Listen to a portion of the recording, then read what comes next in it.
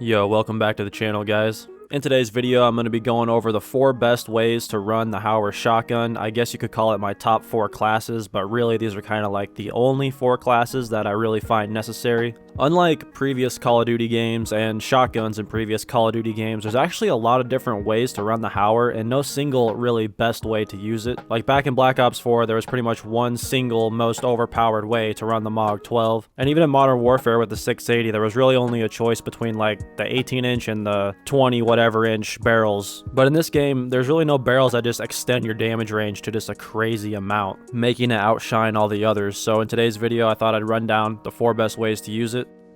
Most of the variation in these classes is between the barrels and the chokes. Pretty much all the classes have no stock, the 8-round tube, and a 5 milliwatt laser. I'm not going to go into why that is. You can look at my previous videos if you really want to break it down. But yeah, all these classes are going to have those 3 attachments. Now you could substitute out the no stock for the marathon stock, but otherwise I would leave these attachments as they are.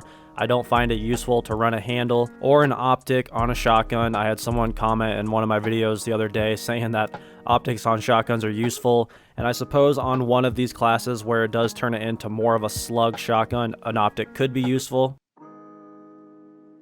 So you could substitute out an 8-round mag for that. But like I told that commenter, unless you're running something that's like a slug, there's really no point in having a sight on your shotgun. You're going to be hip firing most of the time anyway, and if you can't ADS with iron sights at like 5 meters and hit a target, well, I don't really know what to tell you. So we'll go ahead and get the class that I use the least out of the way first, and that is the silent class, the suppressed class.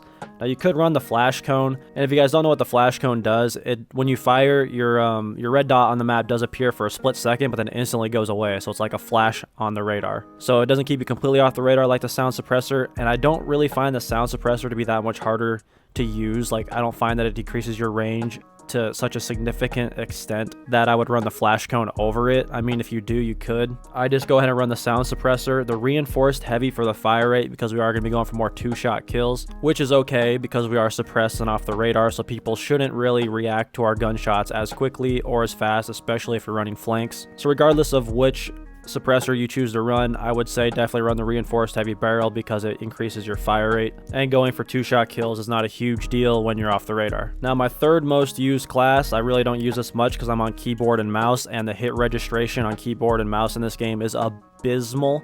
I am one of the people that when I do ADS with shotguns, I miss my shots, and most of it is just because keyboard and mouse makes it a pain in the ass. But if you're a console player playing with aim assist, this class could be really good for you. This is a class that elgoomtaf recommends, and that is the V-choke muzzle with the 4.1-inch Ranger barrel, the one that extends the damage range out the most. And if you do find that you don't really need that maximum range, you could run the reinforced heavy barrel, but this is kind of like a sniper class, so we go ahead and we use the Ranger barrel. And yeah, if you're running this on controller, you're gonna have a lot better time than me running it on keyboard. It's just not even worth my time to touch, especially since most of my gunfights take place at close range, and when I'm spinning with a mouse, like ADSing and stuff, it's just not a good time. Now for my 2 favorite classes, this is my 2-shot kill class, which you guys have seen from me. This is the duckbill choke.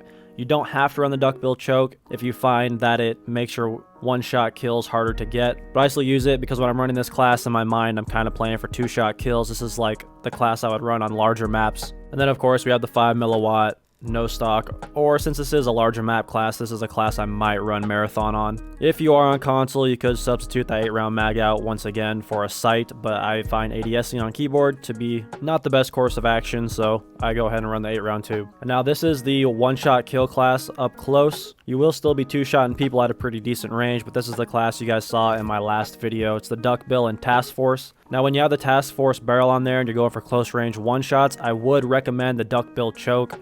Definitely, I wouldn't run any other choke or opt for not having a choke at all. The reason for that is because the task force barrel increases your damage per pellets, and with the task force barrel, it gives you a wider hip fire spread, meaning easier 1-shot kills. Because your spread is wider, you don't have to hit as many pellets to kill, which means you don't have to be quite as accurate, and I find that to be very good, especially on Nuketown and close range quarters where you're going to be spinning around a lot trying to hit shots. trying to turn on people, this is the class that I run. And for obvious reasons, pretty much all the clips you guys see in my montage is with this class. So I hope you guys enjoyed this video. If you did, be sure to let me know down in the comments. Oh, and if you guys are interested, go follow me on TikTok because I'm going to be posting a lot of my short clips, my short rage clips that I'm getting with shotguns and stuff over on TikTok, so I will link that down in the description as well. And with that being said, I'll see you in the next video.